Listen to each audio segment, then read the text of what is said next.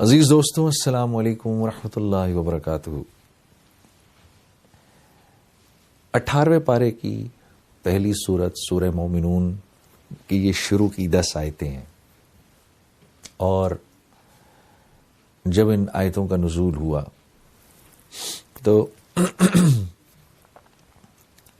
رسول اللہ صلی اللہ علیہ وسلم نے صحابہ کرام کو بلایا اور فرمایا، آؤ سنو اللہ رب العزت کا کتنا خوبصورت کلام اترا ہے۔ اور ابن کثیر لکھتے ہیں اپنی تفسیر میں کہ جب اللہ نے جنت عدن کو بنایا تو جنت عدن اتنی خوبصورت بنی کہ اللہ نے مسکرا کے اس کو دیکھا، اور مسکرا کے پھر اللہ رب العزت نے فرمایا کچھ بول، تو جنت عدن نے یہ 10 آیتیں پڑھی اللہ کے سامنے، قد افلح المؤمنون سے ہم فیہا خالدون تک۔ اور کچھ ہمارے جو مفسرین ہیں وہ یہ بھی لکھتے ہیں کہ ان آیتوں میں دراصل اللہ رب العزت نے صحابہ کرام رضوان اللہ علیہم اجمعین کی صفات بیان کی ہیں کہ صحابہ کرام ایسے ہیں۔ تو کتنے خوش قسمت ہیں وہ لوگ جو جن میں یہ صفات ہوں گی، جن صفات کا اللہ رب العزت نے ذکر کیا ہے، کیونکہ انسانی فطرت ہے، انسان کامیاب ہونا چاہتا ہے۔ We all want to be successful۔ اللہ نے کیونکہ ہماری فطرت بنائی ہے تو اللہ ہماری فطرت کو جانتے بھی ہیں، تو خود ہی اللہ رب العزت ہمارے سوال کرنے سے پہلے فرما رہے ہیں کہ بھائی مومنین کامیاب ہو گئے۔ یا اللہ، مومنین، اچھا کامیابی کا دار و مدار جو ہوتا ہے نا وہ حسب نسب پر نہیں ہوتا، کامیابی کا دار و مدار ہوتا ہے صفات پر۔ میں ایک ڈاکٹر کا بیٹا بن کے یہ کہوں کہ میں بھی ڈاکٹر ہوں، یہ نہیں ہو سکتا۔ ڈاکٹر بننے کے لیے مجھے ڈاکٹرز کی محنت کرنی پڑے گی، پھر ڈاکٹرز کی صفات، ان کی نالج میری زندگی میں آئیں گی، چاہے میں کسان کا لڑکا ہی کیوں نہ ہوں۔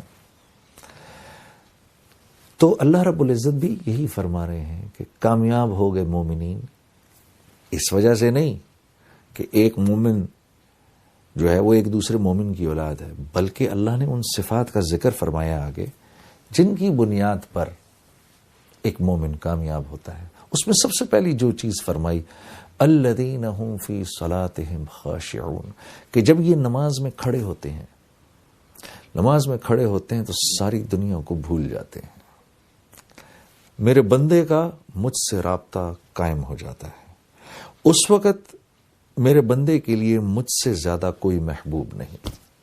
اور ایک روایت میں ایسے بھی آتا ہے کہ جب آدمی اللہ اکبر کر کے کھڑا ہوتا ہے تو اللہ رب العزت کی کریم ذات انسان کے سامنے ایسے آ کے کھڑی ہو جاتی ہے، اور ایک فرشتہ ادھر کھڑا ہو کے انسان کو کان میں کہتا ہے، اگر تو اس وقت دیکھ لے کہ تیرے سامنے کون سی ذات کھڑی ہے تو قیامت تک تو سلام نہ پھیرے،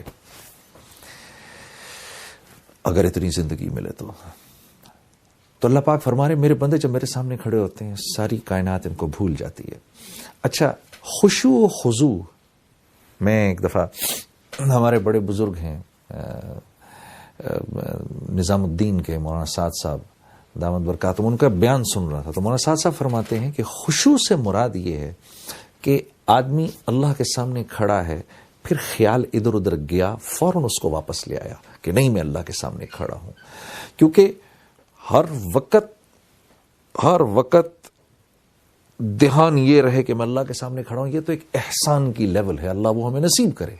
لیکن اگر فرض کریں وہ لیول نہیں مل رہی کہ اللہ کے نبی کا ارشاد ہے نا کہ اللہ کے سامنے اللہ کی عبادت ایسے کرو، نماز ایسے پڑھو اللہ کے سامنے جیسے اللہ کو دیکھ رہے ہو، اگر یہ نہیں کر سکتے تو کم از کم اتنا کرو کہ جیسے اللہ رب العزت تمہیں دیکھ رہے ہیں۔ تو میں مولانا سعد صاحب کا ایک بیان سن رہا ہوں، اس میں مولانا فرما رہے کہ خشوع اور خضوع سے مراد کیا ہوئی کہ اللہ کے سامنے کھڑے اور دھیان ادھر ادھر گیا، فوراً دھیان کو واپس لے آئے کہ نہیں میں اللہ کے سامنے کھڑا ہوں، تو اپنے آپ کو مرکوز کر دیا۔ ہاں، ورنہ تو اللہ کے نبی کا جو ارشاد ہے، جو احسان کا درجہ ہے، اللہ وہ ہم سب کو نصیب فرمائے کہ اللہ کی عبادت ایسے کرو جیسے اللہ کو دیکھ رہے ہو، اگر ویسے نہیں کر سکتے تو پھر ایسے کرو جیسے اللہ رب العزت تمہیں دیکھ رہے ہیں۔ تو کم از کم درجے میں ہم یہاں تک پہنچیں. پھر اللہ نے چاہا, اللہ سے دعا کرو, اے اللہ, جیسے اللہ کے نبی صلی اللہ علیہ وسلم فرمایا کرتے تھے کہ نماز میری آنکھوں کی ٹھنڈک ہے, اللہ نماز کو ہماری آنکھوں کی ٹھنڈک بنا دے. والذین هم عن اللغو معرضون, نماز کلمے کے بعد سب سے بڑی عبادت جو اللہ کو مطلوب ہے وہ نماز ہے. تو نماز کا ذکر سب سے پہلے فرمایا, اس کے فوراً بعد کون سی بات فرمائی وہ بڑی عجیب ہے. اس کے بعد روزہ رکھنے کو نہیں فرمایا, زکوٰۃ دینے کو نہیں فرمایا, حج کرنے کو نہیں فرمایا. اس کے بعد فرمایا مومنین, میرے کامیاب بندے وہ ہیں جو اپنا ٹائم ضائع نہیں کرتے, فضول کاموں میں اپنے وقت کو ضائع نہیں کرتے. امام ابو داؤد رحمہ اللہ نے روایت میں آتا ہے کہ 1.5 لاکھ احادیث کا مطالعہ کیا. فرماتے ہیں, پھر فرماتے ہیں میں نے اس میں سے تقریباً 1,500 احادیث نکالی. ان میں سے 4 احادیث جو تھیں وہ ان 1,500 احادیث کا نچوڑ تھیں. وہ کیا تھی؟ سب سے پہلے کون سی تھی؟ انما الاعمال بالنیات. دوسری, جس بات کو اپنے لیے پسند کرو اپنے مسلمان بھائی کے لیے بھی وہی پسند کرو. تیسری, ایک حلال ہے ایک حرام ہے, بیچ میں مشتبہ ہے, جو مشتبہ کو بھی چھوڑ دے گا جب وہ دعا کرے گا فرشتے اس کی آمین پر آمین کہیں گے. اور چوتھی کیا تھی؟ اسلام کی خوبصورتی لایانی سے بچنے میں ہے, یعنی ہر اس کام سے اپنے آپ کو بچانا جس میں نہ دنیا کا فائدہ نہ آخرت کا فائدہ. آج کے دور میں بدقسمتی سے موبائل فونوں نے ہمارے اوقات لے لیے ہیں. میں جنرلی جب ایئرپورٹس وغیرہ پہ, میرا ٹریول کرنا بہت ہے, میں ایئرپورٹس پہ جاتا ہوں, اب یقین کریے 100 لوگ بیٹھے ہیں تو ان میں سے میرے خیال ہے 98 لوگ اپنے موبائل کو دیکھ رہے ہوں گے. بلکہ میں تو کہتا ہوں آج کے دور میں سر اٹھا کے چلنے کی توفیق اس کو ملتی ہے جو اپنے موبائل کو نہ دیکھ رہا ہو. یہ اوقات کے ضائع کرنے میں سب سے آگے اس وقت. میرے دوستوں, اپنی اوقات ضائع نہ کرو, کیونکہ زندگی ایک مرتبہ ملنی ہے. اس کا ہر سیکنڈ یا تو ہم کو کروڑوں کروڑوں کروڑوں سال کی جنت کی طرف لے جا رہا ہے, یا کروڑوں کروڑوں کروڑوں سال کی ناکامی کی طرف لے کے جا رہا ہے. اور ان ربک لبالمرصاد, ہاں اللہ رب العزت دیکھ رہے ہیں ایک ایک لمحہ ہمارا. اور یہ زندگی اتنی تھوڑی ہے, اتنی تھوڑی ہے, جیسے برف ہے نا, پگھل رہی ہے پگھل رہی ہے, اس نے پگھل جانا ہے. کتنا ہی بڑا بھی برف کا تودا کیوں نہ ہو, یہ پگھل جاتا ہے. تو اللہ رب العزت کامیاب لوگوں کی جو دوسری صفت بیان فرما رہے ہیں وہ یہ کہ وہ اپنے اوقات ضائع نہیں کرتے. اور کامیاب لوگوں کی جو ایک صفت سب میں مشترک ہے کامیاب لوگوں کی, وہ کیا ہے؟ وہ اپنا ٹائم ضائع نہیں کرتے, فضول چیزوں میں اپنے وقت کو نہیں لگاتے. والذین هم للزکاۃ فاعلون. مولانا اشرف علی تھانوی صاحب فرماتے ہیں کہ اس آیت سے مراد یہ ہے کہ یہ لوگ اپنے مال کو خرچ کرتے ہیں, اور جب مال کو خرچ کرتے ہیں تو اس طرح خرچ کرتے ہیں کہ اس سے اپنی ذات کا تزکیہ ہو, اپنی ذات کا تزکیہ کرتے ہیں مال کو خرچ کر کے. کیونکہ انسان کے لیے 2 چیزیں بہت قیمتی ہیں, ایک اس کی جان, ایک اس کا مال. یہ 2 چیزیں وہ وہاں لگائے گا جہاں اس کو بہت ضروری سمجھے گا. اور مال سے کیونکہ ایک فطری محبت بھی ہے, جان سے فطری محبت بھی ہے, تو اپنا مال کسی کو دیتے ہوئے اس کو تکلیف ہوتی ہے اندر. اور اسی لیے اللہ رب العزت نے ایک جگہ اور قرآن میں فرمایا ان اللہ اشترى من المؤمنین انفسهم واموالهم بان لهم الجنہ, کہ اللہ نے مومنین کی جان اور مال خرید لیے ہیں. کس چیز کے عوض؟ اپنی بہترین تخلیق جنت کے عوض. تو صرف جان ہی نہیں مانگی, مال بھی مانگا ہے, کیونکہ یہ دونوں چیزیں انسان کو پسند ہیں. اسی لیے ہمارے یہاں اسی لیے تو یہ بات چلتی ہے کہ چمڑی جائے دمڑی نہ جائے. ہاں, یہ ایسے ہی نہیں, یہ سننے میں مذاق لگتا ہے لیکن ایک بہت بڑی حقیقت ہے. تو عزیز دوستو, اللہ نے جو تیسری صفت اپنے کامیاب بندوں کی فرمائی وہ یہ کہ وہ جہاں اپنے مال کو اپنے پر خرچ کرتے ہیں وہاں اوروں پر بھی خرچ کرتے ہیں. یہ بھی دیکھنا ہے کہ اس پیسے کے اندر میرے اقربا کا حصہ ہے, یہ بھی دیکھنا ہے کہ اس پیسے میں میرے ہمسایوں کا بھی حصہ ہے, یہ بھی دیکھنا ہے کہ اس مال میں میرے دوستوں کا بھی حصہ ہے, یہ بھی دیکھنا ہے کہ اس مال کے اندر غربا کا حصہ ہے, مساکین کا حصہ ہے, اس میں یتامہ کا حصہ ہے. جو اپنے مال کو 6 طرح سے خرچ کرے گا اللہ رب العزت اس کو وہاں سے دیں گے جہاں سے وہ گمان بھی نہیں کر سکتا. اپنے اوپر، عزیز و اقربا پر، والدین پر، جو غربا ہیں ان پر، جن کی گردنیں پھنسی ہیں ان پر، اور اللہ کے راستے میں جو اپنے مال کو اس 6 طرح سے خرچ کرے گا، اللہ رب العزت اس کو وہاں سے رزق دیں گے جہاں سے وہ تصور بھی نہیں کر سکتا۔ والذین هم لفروجہم حافظون، اور وہ حیا کے پیکر ہوتے ہیں، بے حیائی کی کسی کام کو نہیں کرتے، ان کی آنکھ ادھر ادھر نہیں پھرتی، ان کے کان فضول بکواس نہیں سنتے، ان کی زبان سے کوئی بے حیائی کا جملہ نہیں نکلتا، ان کا دماغ کوئی بے حیائی کی بات نہیں سوچتا۔ کوئی نامحرم سامنے آئے، اسی وقت آپ نے نظریں جھکا لیں اللہ کے نبی صلی اللہ علیہ وسلم کے ارشاد کے مطابق، اسی لمحے تیرے پچھلے سارے گناہ معاف ہو جائیں گے۔ ہاں، اور اللہ رب العزت ایمان کی ایسی حلاوت نصیب فرمائے گا دل کے اندر کہ جب آپ نماز میں کھڑے ہوں گے تو اس حلاوت کو محسوس کریں گے۔ دل کو 4 راستے جاتے ہیں، نظر سے، کان سے، زبان سے اور دماغ سے۔ یہ 4 پائپ لائنیں دل کے اندر جا رہی ہیں۔ ان میں سے کسی ایک پائپ لائن کے اندر گندا پانی گیا تو سارے دل کے اندر گند اور بدبو اور تعفن پھیل جائے گا۔ پھر یہ جب نماز میں تو دل ہی نہیں لگے گا، قرآن دیکھنے کو تو دل ہی نہیں لگے گا، اللہ کی بات سننے کو تو دل ہی نہیں لگے گا، سچ بولنے کو دل ہی نہیں کرے گا تو یعنی وہ کوئی ایسا کام نہیں کرے گا جس پر دل پر بوجھ آئے، وہ کوئی ایسا کام نہیں کرے گا جس پر نفس پر بوجھ آئے۔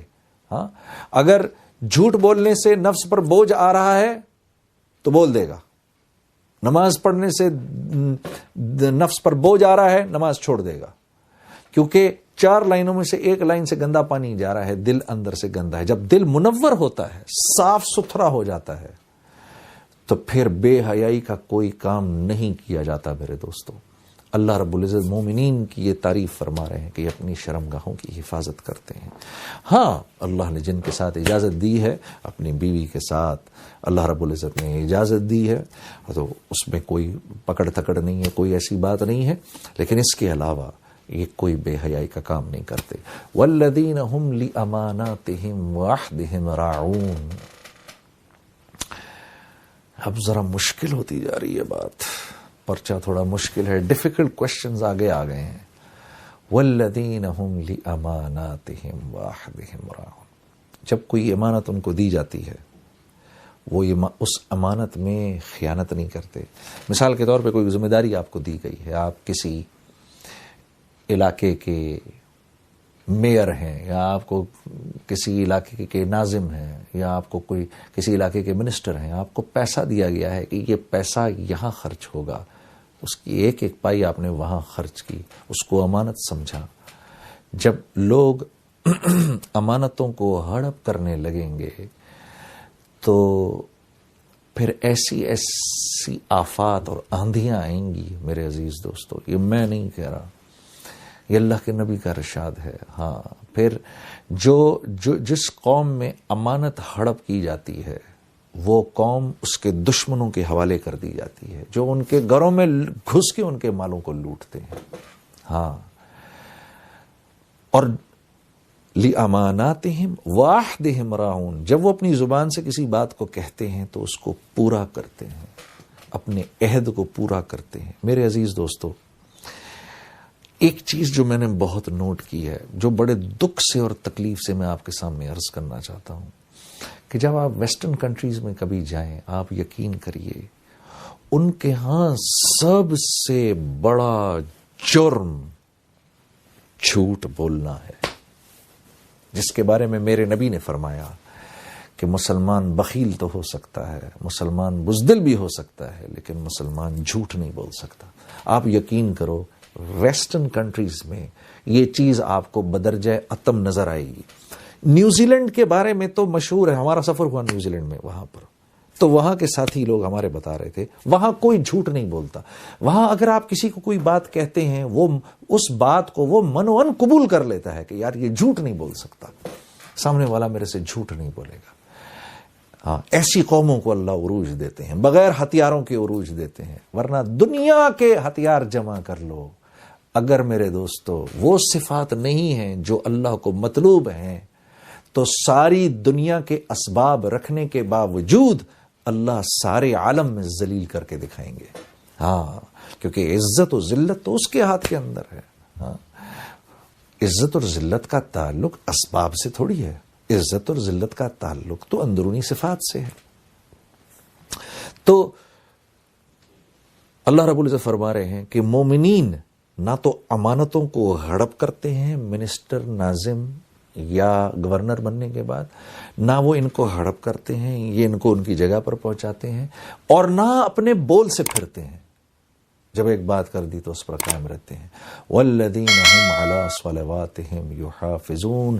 اوپر بھی سب سے پہلی صفت کا تعلق نماز سے، آخری صفت کا تعلق بھی نماز سے، کہ جب اذان ہوتی ہے سب کچھ چھوڑ کر چلے جاتے ہیں، اپنے اوقات کی ایسی حفاظت کرتے ہیں. والذین هم علی صلواتہم یحافظون. سبحان اللہ. وہ اپنی نمازوں کے اوقات کی حفاظت بھی کرتے ہیں. خشوع اور خضوع سب سے پہلے ذکر فرمایا، سب سے آخر میں دوبارہ نماز کا دوبارہ ذکر فرمایا. ہاں، اوپر بھی نماز، نیچے بھی نماز، ساری صفات ان کے بیچ میں کہ یہ اپنے نماز کے اوقات کی بھی حفاظت کرتے ہیں. مشہور محدث حضرت عبداللہ بن مبارک رحم اللہ جب انتقال ہوا تو ایک طالب علم کو خواب میں آئے. تو طالب علم نے پوچھا اللہ نے آپ کے ساتھ کیا معاملہ کیا؟ کہا اللہ نے میرے ساتھ بہت ہی احسن معاملہ کیا، مجھے معاف کر دیا، لیکن یہ میرے گھر کے سامنے جو لوہار رہتا ہے اس کے ساتھ اس کو مجھ سے بھی اونچا درجہ دیا. کہا اچھا. صبح کو گئے اس لوہار کے گھر پہ، اس کی بیوہ سے کہا کہ میں نے رات کو یہ خواب دیکھا اور بشارت ہو کہ آپ کے شوہر کے بارے میں نے یہ بات عبداللہ بن مبارک سے خواب میں سنی. تو ایسا کون سا عمل کرتے تھے آپ کے شوہر؟ کہا جی یہ تو کوئی ایسا عمل نہیں کرتے تھے، ہاں البتہ یہ کہ رات کو جب تھک ہار کر گھر آتے تھے تو عبداللہ بن مبارک کے گھر کو بڑی حسرت سے دیکھتے تھے اور مجھ سے کہتے تھے کہ کتنے خوش قسمت ہیں عبداللہ بن مبارک، صبح سے لے کے رات تک لوگوں کو اللہ کی تعلیم دیتے ہیں اور اللہ کی طرف بلاتے ہیں اور نیکی کی بات کرتے ہیں اور حدیث پڑھاتے ہیں، اور مجھے دیکھو میں کچھ نہیں کر پاتا، کاش کہ میں بھی ایسا کر پاتا کچھ. اور دوسرا یہ کہ جب اذان کا وقت آتا تھا تو اگر ہتھوڑا ایسے کر کے اوپر ہوتا تھا، اللہ اکبر کی آواز سنتے تھے تو ہتھوڑے کو نیچے نہیں لے کر آتے تھے، پیچھے سے ہی چھوڑ دیتے تھے. یہ دو صفات تھیں. تو ان طالب علم نے کہا واللہ یہ دو صفات آپ کی اللہ کے ہاں ایسی پسند آئیں. ایک تو اس آدمی کو اچھی نظر سے دیکھنا جو اللہ کے دین کا کام کر رہا ہو، ہاں اس کے لیے دعائیں کرنا، شاید اللہ کے ہاں انسان کو اسی مقام پر پہنچا دیتا ہے جس مقام پر وہ اللہ والا کام کر رہا ہو. اور دوسرے نماز کے اوقات کی حفاظت اتنی سختی سے کرنا کہ ہتھوڑا اوپر ہے، اذان کی آواز سنی تو یہیں سے اس کو چھوڑ دیا. میرے عزیز دوستو، اللہ مجھے اور آپ کو بھی اس کی توفیق عطا فرمائے. آگے اللہ پاک فرما رہے ہیں اولئک هم الوارثون الذین یرثون الفردوس. یہی تو وہ لوگ ہیں کہ جن کے پلاٹ پہلے سے ڈی مارکیٹ کر دیے گئے ہیں. یہ ورثہ ہیں. وارث کا تو پہلے سے ہی پتا ہوتا ہے. جس میں یہ صفات دیکھو دنیا میں، تو اللہ رب العزت کی طرف سے اللہ کا کلام یہ کہہ رہا ہے کہ یہ وہ لوگ ہیں جن کے پلاٹ پہلے سے ڈی مارکیٹ کر دیے گئے ہیں فردوس کے اندر.